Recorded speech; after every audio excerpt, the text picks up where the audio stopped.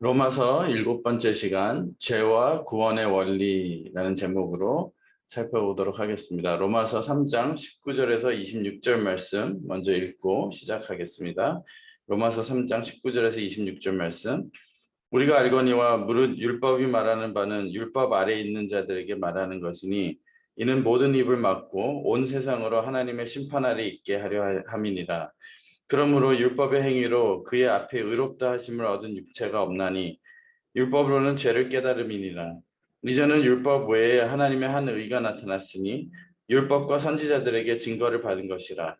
곧 예수 그리스도를 믿음으로 말미암아 모든 믿는 자에게 미치는 하나님의 의니 차별이 없느니라.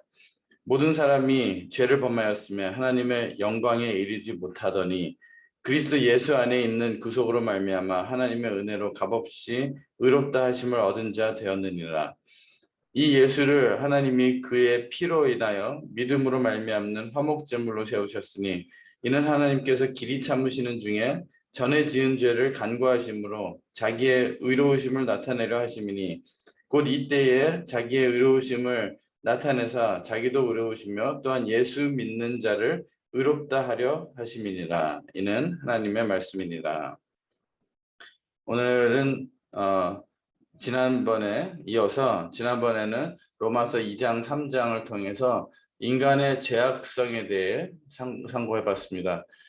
유대인이나 헬라인이나 야만인이나 아무도 죄에서 자유할 자는 없다는 것을 명백하게 말씀하고 있습니다. 그리고 로마서 1장에는 아담이 타락함으로 인류가 모든 인간이 하나님의 영광의 그 형상을 죄악된 짐승의 우상의 짐승과 버러지의 형상으로 바꿔치기 했다고 말씀하고 있습니다. 그래서 죄에서 벗어날 수 없는 인간, 죄 아래 있는 인간에 대해서 이렇게 9절에서 18절까지 말씀한 것을 우리가 살펴봤고요. 또 그렇다면 인간은 죄에서 그냥 죽어야 하는가? 저주받고 이제 소망이 없는가? 아니죠. 그렇다면 그 구원의 방법은 무엇인가? 그래서 오늘 본문에 구원의 새 길을 제시해 주시는데 바로 여기 말씀하고 있죠. 한 의가 나타나셨다 그랬죠. 그래서 한 의가 나타났으니 율법과 선지자들에게 증거를 받은 것이라. 그래서 율법과 선지자들이 증거한 그 내용이 곧 그 응답이 예수 그리스도라는 거죠. 그래서 예수 그리스도를 믿음으로 말미암아 모든 믿는 자에게 미치는 하나님의 의니 차별이 없느니라. 그리고 믿는 자에게 그 의를 주심으로 죄사함을 받을 수 있게 해주신다라는 말씀을 하시는 것입니다. 율법을 가지고 있다고 자부하지 말고 율법의 목적인 예수님을 통해 구원을 받아야 한다는 것을 유대인들에게 사도 바울이 증거를 하는 것입니다. 예수님의 은혜 안에는 유대인이나 이방인이나 할례자나 무할례자나 다 구원받을 수 있다는 것이죠. 여태까지는 율법 아래에 있는 자들, 또 율법을 가지고 있는 자들, 다시 말해서 유대인들, 특히 율법을 가르치는 또 지키는 제사장들과 바리새인들, 랍비들, 그들이 바로 특권의식을 가지고 자기들만 구원받는다. 자기들처럼 해야지만 구원받는다. 율법을 지켜야지만 구원받는다고 생각했지만 사도 바울은 이제 다 똑같다. 다 동등하다. 죄 아래에 있는 자들로서 다 동등하다. 그렇지만 구원받을 수 있는 자는 오직 이 한 의, 예수 그리스도를 통해서만 구원을 받을 수 있다라는 것을 명백하게 말씀하고 있는 것입니다. 율법은 표면적으로 모세를 통해서 주신 것이죠. 그러나 요한복음 1장 17절에 율법은 모세로 말미암아 주신 것이요 은혜와 진리는 예수 그리스도로 말미암아 온 것이라. 그래서 율법과 은혜와 진리를 이렇게 나눠서 얘기를 해요. 근데 모세도 예수님을 예표를 했고 예수님이 오실 것을 말씀했고 또 예수님이 그 모세의 율법의 말씀의 성취자잖아요. 마찬가지로 율법의 성취, 율법이 포인트하고 있었던 율법이 가르쳤던 그 내용은 무엇인가? 바로 예수님이 가지고 오신 은혜와 진리라는 거예요. 그럼 율법을 간단하게 대표적으로 생각하면 십계명이라고 볼 수가 있죠. 그러면 율법에 세 가지가 있는데요. 첫째로는 도덕법이 있고 도덕법은 사람이 해야 할 것과 하면 안 되는 것들을 구분하는 도덕법. 그래서 십계명은 대부분 도덕법에 들어간다. 도덕법이라고 생각을 하고 있습니다. 특히 6계명에서 10계명까지는 살인하지 말라, 간음하지 말라. 다 도덕법에 해당되는 거예요. 그 다음에 의식법이 있죠. 제사의 절차, 어떻게 해서 제사를 드려야 되고 어떤 그런 절차, 예배의 절차 같이. 그 다음에 국가법, 헌법이 있습니다. 그러면 오늘은 율법에 대해서 좀 더 율법이 왜 주어졌는지 율법의 내용에 대해서 잠시 살펴보도록 하겠습니다. 첫째로 율법을 주신 이유는 죄를 지은 결과 덧붙여진 거예요. 갈라디아서 3장 19절 말씀 보시면요. 그런즉 율법은 무엇이냐? 범법함을 인하여 더한 것이라. 천사들로 말미암아 중보의 손을 빌어 베푸신 것인데 약속하신 자손이 오시기까지 있을 것이라. 그래서 율법은 범법함을 인하여 더해진 것이라고 그랬고요. 약속하신 자손이 오시기까지 있을 것이라고 그랬어요. 그래서 사도 바울은 그 약속하신 자손이 오셨다라는 것을 증거하는 것이죠. 그 다음에 두 번째로는 율법을 주신 이유는 죄를 깨닫게 하기 위해서 주셨다라는 거예요. 로마서 3장 20절 말씀에 그러므로 율법의 행위로 그의 앞에 의롭다 하심을 얻은 육체가 없나니 율법으로는 죄를 깨달음이니라. 율법을 통해서 죄를 해결하라는 게 아니라 율법을 통해서 죄를 내가 죄인이었구나라는 것을 깨닫게 해주신다는 거예요. 율법은 진노를 이루게 하나니 율법이 없는 곳에는 범함도 없느니라. 로마서 4장 15절 말씀. 하지 말라고 하지 않았으면은 하지 말아야 되는 건지 몰랐었을 거라는 거예요. 근데 하지 말라고 했으니까 내가 하는 일이 죄가 되는 거죠. 근데 좀 더 자세하게 보면은 그 내가 하는 일이 나는 죄인지 몰랐지만 율법을 통해서 하지 말 그거는 안 된다라고 말씀하셨기 때문에 내가 안 되는지 몰랐지만 이 율법을 비춰보니까 내가 하는 게 잘못된 거구나. 그렇기 때문에 잘못된 거를 하는 나는 죄인이구나 라는 것을 깨닫게 되는 거예요. 로마서 7장 7절에 사도 바울이 쉽게 설명을 하고 있습니다. 그런즉 우리가 무슨 말을 하리요? 율법이 죄냐? 그럴 수 없느니라. 율법 자체는 죄가 아니라는 거죠. 율법으로 말미암지 않고는 내가 죄를 알지 못하였으니 곧 율법이 탐내지 말라 하지 아니하였다면 내가 탐심을 알지 못하였으리라. 누구나 다 탐심이 있죠. 근데 그것을 율법이 그의 죄라고 안 했으면은 당연한 거. 내가 태어나면서부터 갖고 태어난 거. 내추럴한 거, 자연스러운 것이라고 생각하고 넘어갔을 거라는 사도 바울의 고백입니다. 그 다음에 세 번째는 율법은 장차 오시는 이의 그림자이기 때문에 그림자라는 것이죠. 그래서 히브리서 10장 1절 율법은 장차 오는 좋은 일의 그림자요 참 형상이 아니므로 그러니까 율법은 결과가 아니라는 거예요. 과정이고 또 단계이고 그런 참 형상이 아버님으로 해마다 늘 드리는 바 같은 제사로는 나오는 자들을 언제든지 온전케 할 수 없느니라. 그래서 우리가 지금 신약 시대에 그 율법의 제사를 드리지 않잖아요. 왜냐하면은 그것은 다 그림자였다는 거예요. 좋은 일의 그림자. 그 좋은 일이 뭐예요? 예수 그리스도가 우리에게 해픈한 우리에게 주어진 좋은 일이라는 것이죠. 로마서 3장 19절 말씀에도 우리가 알거니와 무릇 율법이 말하는 바는 율법 아래 있는 자들에게 말하는 것이니 이는 모든 입을 막고 모든 세상으로 하나님의 심판 아래 있게 하려 함이니라. 그리고 네 번째 마지막으로는 율법은 그리스도에게로 인도하는 몽학 선생이다라고 그랬어요. 아까도 계속 말씀드렸지만 율법은 과정이다. 율법은 결과인 성취인 예수님을 증거하는 몽학 선생이라는 거예요. 이거 보면요, 이같이 율법이 우리를 그리스도에게로 인도하는 몽학 선생이 돼요. 몽학 선생이 뭘까요? 우리가 잘 아는 과외 선생이에요. 튜터라 그러죠. 근데 그 과외 선생은 목적을 이룰 때까지만 필요한 거예요.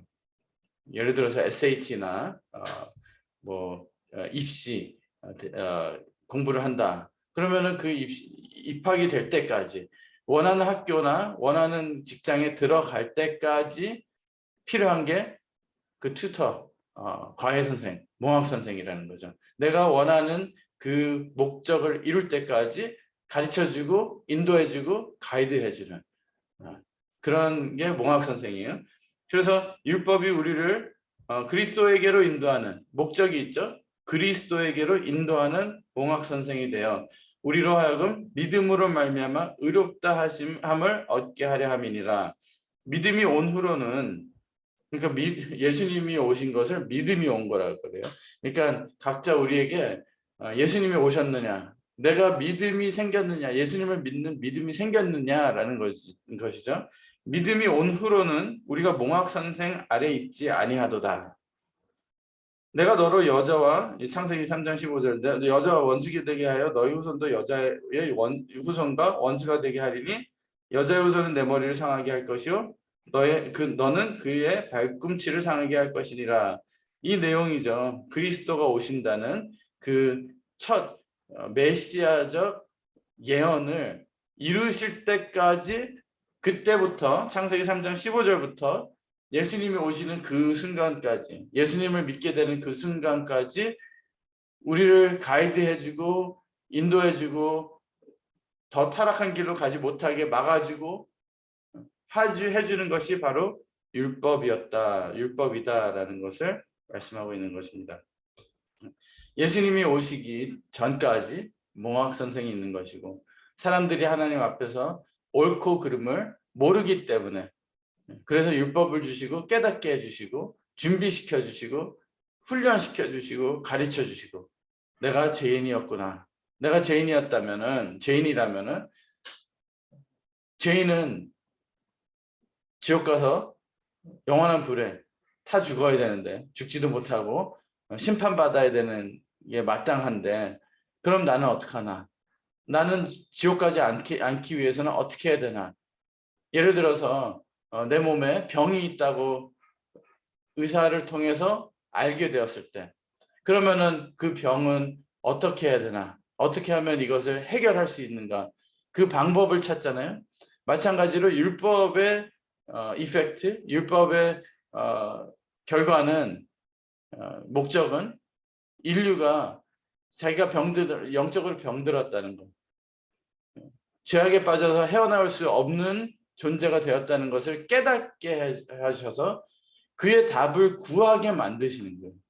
그래서 율법과 선지자라 그러잖아요.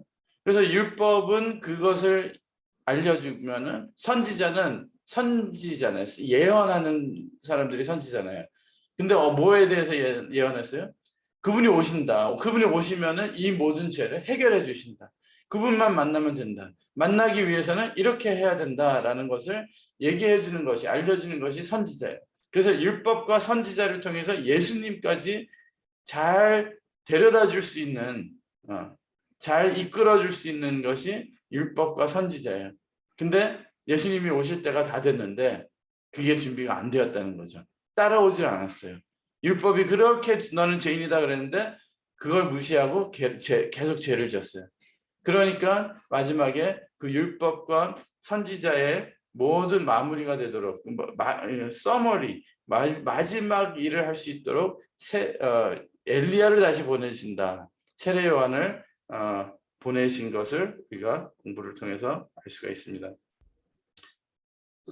그렇다면은 아까 여기 안 읽었네요. 나와 하나님과의 관계는 있다고 알려주는 것이 율법이고, 죄를 해결해 주실 분은 예수님뿐이므로 예수님을 앙망하며 기다렸어야 했으나 제사도 형식에만 급급하여 그림자만 쫓는 것이다. 아까 율법은 그림자라고 그랬잖아요. 그림자. 그림자만 쫓는 거예요. 우리는 지금 신약 시대 율법을 지키지 않는, 지켜야 되죠. 그러나 주로 도덕법만 이제 지키는 시대가 왔다고 합니다. 그것도 좀 더 자세히 다룰 수가 있는데요. 특히 7권을 통해서 율법을 지킨다는 것은 그냥 도덕법만 딱 빼가지고 지키는 것이 아니라, 제사법 우리가 제사 안 드리니까 안 지켜도 된다고 생각하잖아요.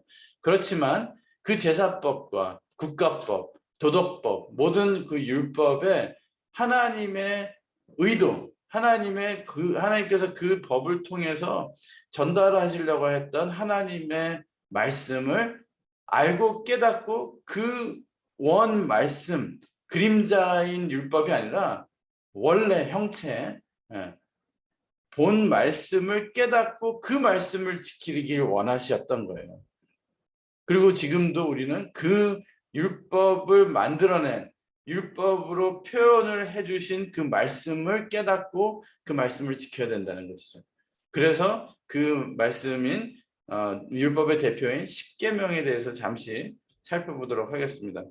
첫 번째부터 네 번째까지가 대신관계라고 하죠. 저는 첫 번째부터 다섯 번째 십계명 다섯 번째 계명이 부모를 공경하라 하잖아요.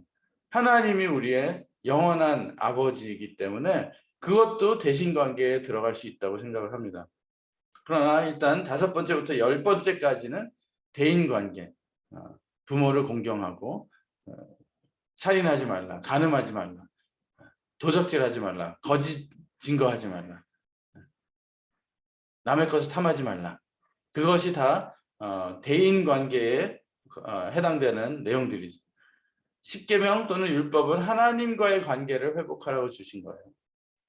그래서 예수님께서 그러잖아요. 마태복음 22장 36절에서 40절 말씀에 선생님이여 율법 중에 어느 계명이 크니까 그랬을 때 예수님께서 뭐라고 그랬어요?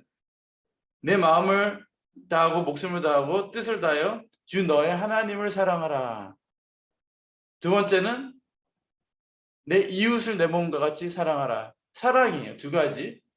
그래서 이 두 계명에 온 율법과 선지자의 강령이 매달려 있대요. 그렇죠? 그래서 무슨 말이냐면요. 이 아까 말씀드린 대로 율법을 통해서 구약에 표현하신 하나님의 의도, 하나님의 원래 말씀, 그게 바로 에덴 동산에서 아담에게 주신 말씀이겠죠. 그런데 그것이 깨져서 모두가 영적으로 기머거리가 되고 소경이 되어버렸으니, 그것을 어떻게 하나님의 의도를, 하나님의 말씀을, 하나님의 사랑을 전달을 할까? 먼저 귀를 열어야 되고 눈을 열어야 되는 그런 과제가 있었던 거예요. 그래서 율법과 선지자를 통해서 독을 빼내고 죄를 빼내고 깨닫게 해주시는 역사를 먼저 시작하셨는데, 그 중심에는 사랑이었다라는 거죠. 그렇기 때문에 이 하나님의 법은 사랑이 아니면은 해결할 수가 없는, 지킬 수 없는, 현미경으로 균을 볼 수 있으나 죽이지는 못하죠. 그처럼 율법으로 죄를 볼 수 있지만 해결은 예수님이 해주시는 거예요. 약속하신 자손인 예수 그리스도가 오실 때만 해결이 된다는 것입니다. 로마서 3장 19절 20절 말씀, 우리가 알거니와 무릇 율법이 말하는 바는 율법 아래에 있는 자들에게 말하는 것이니 이는 모든 입을 막고 온 세상으로 하나님의 심판 아래 있게 하려 함이니라. 그러므로 율법의 행위로 그의 앞에 의롭다 하심을 얻을 육체가 없나니 율법으로는 죄를 깨달음이니라. 율법으로는 우리는 율법에서 헤어날 수가 없다는 거예요. 우리 행위로는. 그래서 은혜를 주셨다는, 카리스, 은혜를 주셨다는 거예요. 은혜는 우리가 뭘 해가지고 결과를 얻는 것이 아니라 우리는 받을 수 있는 자격이 없는데 선물로 주시는 것이 은혜. 그래서 그 은혜를 언제 받을 수 있는가? 그 은혜가 하나님의 사랑이거든요. 근데 그 은혜를 어떻게 받을 수 있는가? 우리가 뭘 해서 받는 게 아니라 예수님을 통해서 주신다는 거예요. 예수님을 믿기만 하면은, 또는 은혜를 주셨기 때문에 우리가 예수님을 믿을 수 있는 거죠. 죄는 하나님께 지은 것이므로 하나님께 한테만 용서를 구하고 하나님한테서만 용서를 받을 수 있는 거예요. 그렇기 때문에 참 은혜는 하나님의 사랑으로 우리의 죄를 해결해 주시는 것이 참 은혜라는 것입니다. 율법은 깨닫게 하려고 주신 것이고, 그러니까 하나만 안 지켜도 다 못 지킨 거래요. 그러니까 인간으로서 아무리 율법을 열심히 지켰다 하더라도 진짜 예수님 말씀대로 마음으로 형제를 미워하면 살입니다. 그것을 어떻게 다 지켜요? 그래서 율법과 은혜의 관계, 마태복음 11장 13절에 모든 선지자와 및 율법에 예언한 것이 요한까지니, 로마서 10장 4절에는 그리스도는 모든 믿는 자에게 의를 이루기 위하여 율법의 마침이 되니라 그랬어요. 의를 주시기 위해서, 은혜를 주시고 우리가 죄인이 아니다라고 선포해 주시기 위해서 율법의 마침이 되셨다 그랬어요. 마태복음 5장 17절 18절에 예수님께서는 내가 율법이나 선지자나 폐하러 온 줄 생각하지 말라 그랬어요. 폐하러 온 것이 아니라 완전케. 무엇을 어떻게 완전케 해요? 뭐로? 바로 사랑으로 완전케 하는 것입니다. 우리는 유대인들과 같이, 유대인들은 율법을 가지고 그랬어요. 우리는 예수님을 가지고, 또는 우리의 의를 가지고 우리는 잘한다 생각할 수도 있다는 것입니다.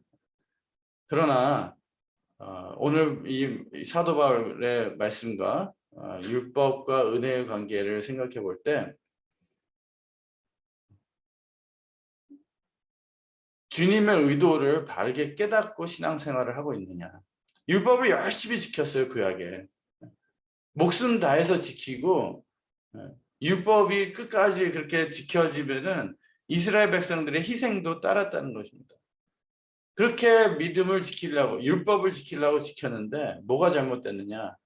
그 율법에서 말씀하시는 내용을 깨닫지 못했다는 거예요.